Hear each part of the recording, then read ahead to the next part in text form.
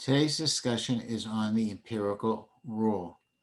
Many data sets have distributions when graphed that are symmetrical and bell-shaped. If, if so, the area underneath this bell-shaped curve adds up to 100%. The mean is at the center of the distribution, and we have one standard deviation to the left and one standard deviation to the right. And that would have 68% of the data falls within that range. If we go two standard deviations to the left and right, 95% of the data occurs. Data that occurs outside of two standard deviations is considered unusual. So it's unusual to have data out here, but it could happen. Let's ask a few questions based upon this curve. What percent of the data lies to the left of two standard deviations? And that would be this percentage, 2.35%, added 2.15%, for a total of 2.5. 2.5% of the data lies to the left of two standard deviations. Next question. How much of the data lies to the left of one standard deviation, to the left, and to the right of two standard deviations? That's this piece over here. So the way the question was asked is we need to add up these three areas on the left and these two areas on the right. So let's do that.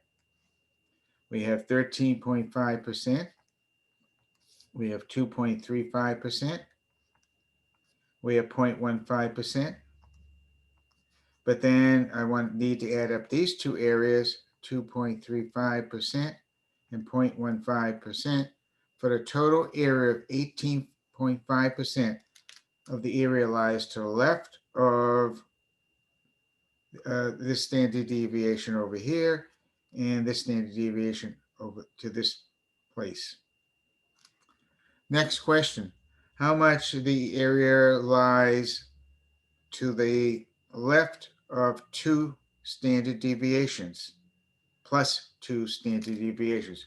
We could add up all these areas, which would be the answer, or we could just, simpler is to add up these two, 2.35% and 0.15%, which turns out to be 2.5% of the area lies to the right. But my question is how much lies to the left? So why not take 2.5% away from the total area of 100%?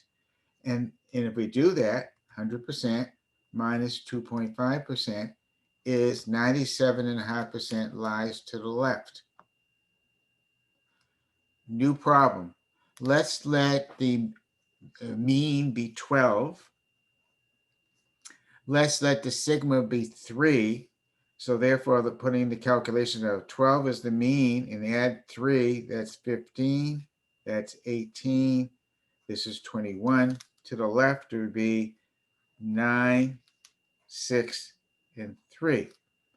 So now my question might be, how much of the area lies to the left of 21? To the left of 21, which is all of this area, all we have to do is take 0.15%, which is to the right, away from 100%. So 100% minus 0.15 is 99.85% of the area lies to the left. Next question. What percent of the area lies between plus 3 and plus 12? That's going to be this, and this area. So that would be 2.35%, 13.5%, 34%, for a total of 49.85% lies between my fingers.